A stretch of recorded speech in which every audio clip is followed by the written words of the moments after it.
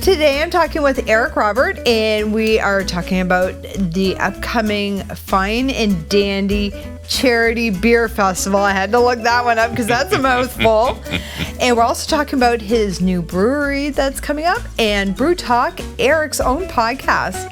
How you doing? Great. Thanks for having me on, Tracy. I really appreciate being here. Thank you. Now tell me about Fine and Dandy. So every year, it started back in 2016, actually. I'll start right from the top. In 2016, there was a brewer in Windsor, Essex County by the name of Jeffrey Craig.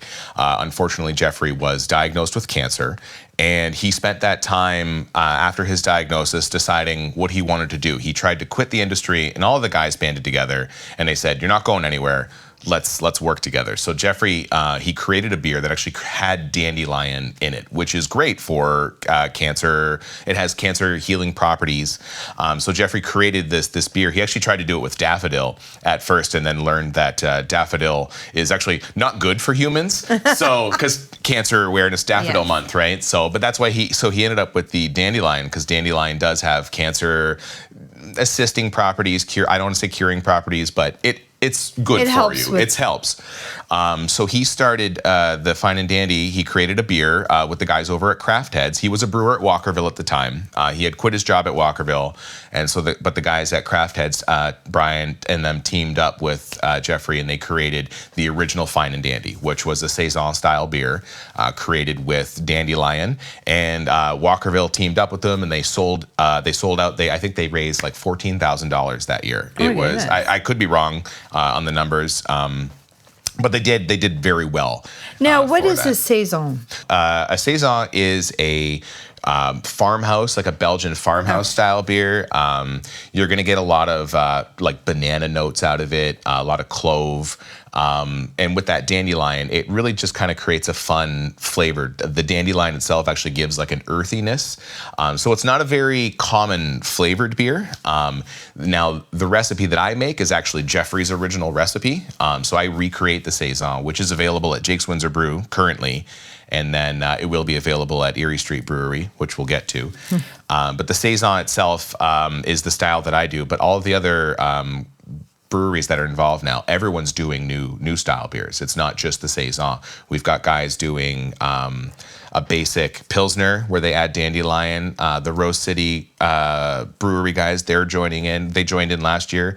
They're doing a Groot, which is a beer that doesn't use hops. They're using Himalayan sea salt, orange peel, rose hips, and then dandelion. So just all kinds of like fun beers that everyone's just teaming together to really just take this thing that Jeffrey created, and we're just pushing it to the next level. And that's awesome, because I know dandelions is very versatile. Like a lot of people use it in salads and that, but I know like I'd love to try the dandelion beer. So when Jeffrey was diagnosed with cancer and he made the Fine and Dandy brew, how did that turn into this festival? So Walkerville really took a hold of it those first couple of years. It was 2016, 2017 when it originally happened. And Jeffrey created this beer, and Walkerville every year afterwards. So Jeffrey, unfortunately, only ever saw the first one. And then he passed away shortly thereafter. The following year, Walkerville and Craft Heads, again, they put it together. And Walkerville every year has done their own event. So it has been carrying on year after year. I was actually there tonight before I came here. So Walkerville has always kept up this tradition of the Fine and Dandy, where they donate a certain amount of their proceeds sold tonight to the Windsor Cancer Society. So it has always is kept up. But unfortunately, back in 2021, I lost my wife, Victoria, to cancer. And Dave Smith, the owner of Jake's Windsor Brew, he approached me and said, "Hey, do you want to join in with the Fine and Dandy group? Like, we can do our own version of Fine and Dandy." And so we did it that year as kind of our own little thing in Jake's. And then after that, the next year we did it again, and we sold more. And then last year, I just started making phone calls. I started talking to the guys at Walkerville, and I said, "Hey, let's all do this together. Let's make this more." And last year we did the event at Erie Street Gastropub, and we had 6 breweries there, and it's just grown. And now this year we're doing the event at GL, and we've got 10 plus breweries that are coming for that. And GL Heritage Brewery is in Amherstburg, Ontario, and that's a wonderful place. I love that place. They're great. So it's going to be fun. It's going to be a lot of fun. Now, when is this festival? So it's the last Sunday of April. I know we're at the beginning of April right now. The last Sunday of April, it's at GL Heritage, and it's from noon to 4. And I think right now we've got 10 breweries signed up for it, and they're all creating, like I said, their own rendition of a fine and dandy. I would hate to leave someone out off the top of my head, but everyone's going to have it on their social medias. Walkerville's going to be part, Craft Heads, Fat Lou, Top Dog, Bearded Dog, Jake's Brew, Erie Street, Rose City. Oh, I'm sorry to whoever it is else that didn't make the cut. We will make sure that it is. We'll make sure that it's listed. And where do the proceeds go to? So for that event, we are doing 100% of proceeds. All of the beer has been donated. We've got musicians, Paul Longden, acoustic music. He'll be there. Greg Ganip and Brian or BT Book or DJ BT will be there as well. They're the 519 radio guys. And they're volunteering their time, and then all the proceeds that day, everything that we sell is going to go. We're going to split it between the Hospice of Windsor, Essex County, and the Windsor Cancer Society, Windsor Essex Cancer Society. That's really nice. Yes, it is very nice. So I am going to have all that information on the description and on social media. Make sure that we get out there. And you on Brew Talk had the family. I did. I just recorded an episode on Friday with you lovely folks here. I did. I sat down with the Craig family. So I sat down with Mike Craig, who is Jeffrey's dad, and he gave their own heartwarming rendition, their heartwarming tale of what they went through during Jeffrey's diagnosis up to his passing. Then I sat down with Jeffrey's brother, Michael, and his wife, Melissa, and they told some fun stories of Jeff. And then at the end of the episode, I sat down with Dave Smith, the owner of Jake's Windsor Brew, who owns the home brewer shop in Windsor, Essex. And Jeffrey actually worked there for a short period of time. So that was kind of his origin story, was this tale from him being a kid with his brother to the unfortunate diagnosis to his history and how he has affected brewers in Essex County. I unfortunately never met him.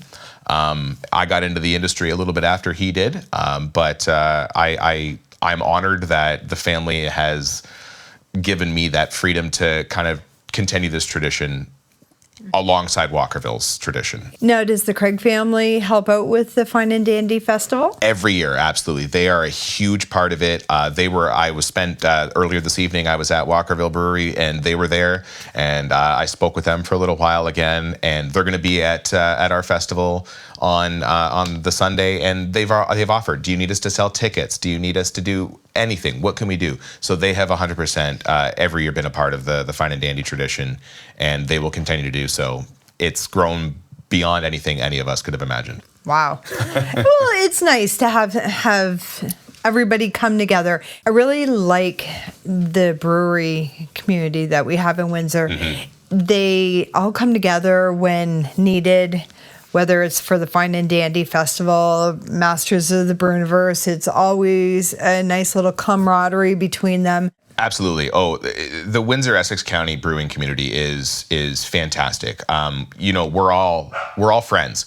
We all hang out. We all try to get together and just go out for beers. I love going to certain breweries and I'm tasting beer and hey, there's diacetyl in this and having the guys come to us, but we can joke about that. And your mention of the Brewniverse, like that fun competition. None of us are. I preach community. That's my biggest thing in the area. I preach community, and I want to keep that community alive. And it's not hard because everyone is so happy to be a part of it as well. Mm-hmm. And I'm not saying that I'm keeping the community alive. Like, we all keep the community alive. Everyone is so involved with everything.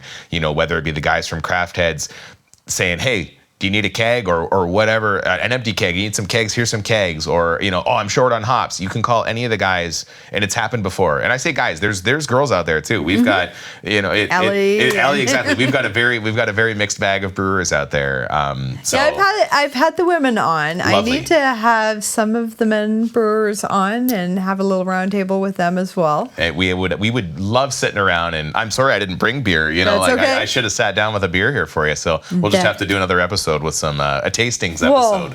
Because Eric is starting a brewery. And now, would that be classified as a microbrewery? Yes. Okay. Yeah. We're very small batch, 1 barrel. And the biggest thing that we're going to do is we're focusing on our tap house. So it's going to be opening up out of Erie Street Gastropub, located on the corner of Erie and Ellesmere, right in Little Italy. Erie Street Gastropub's been around for a few years now. The owner there, Graham, him and I have created a relationship over the last few years. And, I kept bringing him in some of my homebrew stuff, and he's, damn, Eric, I really wish we could have some of your beer on tap here. And enough poking, and some time later, and now we're right around the corner from opening our doors to the public and having my beer available on tap, strictly at Erie Street Brewery. So Erie Street Brewery inside of Erie Street Gastropub. And when do you guys contemplate that starting? I'm hoping by the time this episode airs, if not very soon after. Exactly. I feel like I've been saying any day now for the last few weeks, and that's the problem with government paperwork. Sometimes it can take a little longer, but hopefully within the next couple of weeks, we're looking to have our doors open and beer available on tap. Now, how many different types of beers are you guys going to have? So Erie Street Gastropub does have 24 taps available, and they're supporters of local, of Ontario, of Canada. Yes, mostly Ontario. Yes, mostly everything Graham gets. 95% of it is Ontario, is local ciders. He's a great supporter of Thornbury Cidery. And all of the local, everywhere from Ottawa to Toronto, he's got contacts, and he brings in great beer. And we're going to continue to do that. Erie Street Gastropub is separate from the brewery, and they will continue to keep their own beers, all the local, especially local Windsor beers. We share taps. That's never going to go away. I'm hoping to keep between 4 and 6 taps for the brewery alone. So we will have a good rotation. Our house beer is going to be a rice lager. And I'm going to have a nice light lager that's available. And then the other 4 to 6 are going to be seasonal, whatever we're feeling. Why not? Now, rice beer, I've never heard of that. So a rice lager is, believe it or not, like Bud Light is a rice beer. Most people don't know that. It is made with rice syrup, I think. No, don't put that in. Bud Light is fine. It's delicious. But there is rice is a common starch that's used in as a starch, I guess. It's got sugar in it, right? And at the end of the day, anything with sugar. But rice is a common grain used in beer brewing. And a rice lager is Sapporo. That's a rice lager, and that's actually probably one of the more popular ones would be Sapporo. I like Sapporo. Yeah, so I had no idea. Well, come on down and try a rice lager. It's all right, I guess. Hey, you learn something new every day here. So I'm really excited about that, and I'm excited that he finally started his Brew Talk back.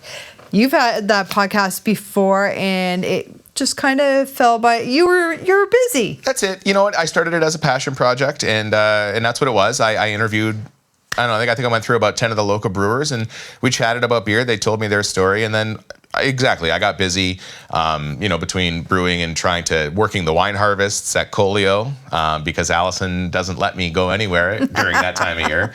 It just kind of fell to the wayside. But yeah, I just fired up a new episode, and I'm really hoping to get that going more. So I've filmed actually a little bit more of my own stuff to try and keep the social media algorithm with my name in it, I suppose, right? Yes. So we got to get the social media back up and running. Yes. Yeah, Eric at Brew Talk for anyone that wants to say hi. Shoot me an email. Tell me what you had for dinner. I don't care. And do you have any new episodes planned out in your head of who you're going to have? You know what? I would like to sit down with Dave Smith from Jake's Windsor Brew again at the end of the Fine and Dandy podcast. I felt like I could have talked to him for another half an hour, but I wanted to wrap it up. So he's probably next on my target list. But all of the brewers in Essex County that I've talked to that haven't been on yet have all given me the yeah, I'd like to be on it, except for Scott over at Sandwich. And I'm looking at you, Scott. I'm coming for you. You know, he said maybe not, but I'll get him. I know I'll get him. You have to. Scott, you got to go. You got to go, Scott. You've been called out. There you go. Scott's my next episode. Brew Talk is that just on YouTube? It is on YouTube. It's on Spotify. I'm the one running all of the media pages for it, and Same here. I'm awful for it. So we'll say YouTube is probably the one that I'm focusing on. I did run it through all of the other, but that's who knows. Who knows? I'm awful for it. I'm a brewer, man. Get me off the computer. I'm gonna have to help him out. That's it. I'm gonna have to pay someone.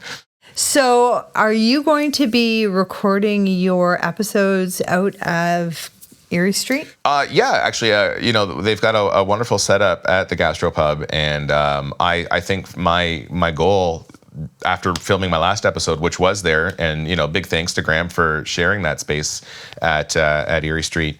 But yeah, I probably I enjoyed the way that worked out, so it would be cool. But I also, with the Clear Rock Studios, you guys are wonderful and have no problem being on scene. So Anywhere. I'll chase the podcasts as I can find them. If I got to do them on scene, I'll do them on scene. But I would like to kind of use the brewery, Erie Street Brewery, and the Gastropub as a home base for sure. Just to let you guys know, the room we're talking about is an event room that I didn't know that they had at Erie Street Gastropub. That is for rent if you want to go take a look at it for any small events, work events. It's a great little room just off to the side. Yeah. And I love it there. And I know we're going to be doing a podcast with you and Graham. Yeah. And some people at Erie Street once the brewery is up and running, and we could talk a little bit more and drink a little bit more. Sooner than later, hopefully, yeah. Yeah, because spring at Erie Street, that's all about change and menus, and it's my favorite patio to go to in the summertime. Awesome. Little corner spot. And well, we got a lot of tricks up our sleeve. We're trying to keep them on the down low. I don't want to let anything go yet, but I know stay a little tuned. bit. There's some fun things that are going to be happening this year. Yeah. On the patio for sure. So It's I guess gonna be a lot follow of our fun. socials to stay in the loop. That is true. Oh, I want to thank you so much for being on here and gracing me with your presence. Hey, I appreciate you having me on. It's been wonderful. And make sure that you follow me and check out my social media and Brew Talk, because we're going to get that one back up and going. But we'll have all the information about the Fine and Dandy Festival that is coming up at the end of April, and that's going to be at GL Heritage Brewing Company out in Amherstburg. And then we have to check out Erie Street Brewery at Erie Street Gastropub, which will be coming soon, very, very soon. Sooner than, that's right. Now, it should be out now. It's out now. Go there now. And follow Brew Talk on YouTube and check out the old episodes and get caught up with the newer ones. Yeah, great. Thank you so much. Of course, thank you. And again, my name is Tracy. Thank you so much for joining me for another episode of YQG and Bloom. You have a good day.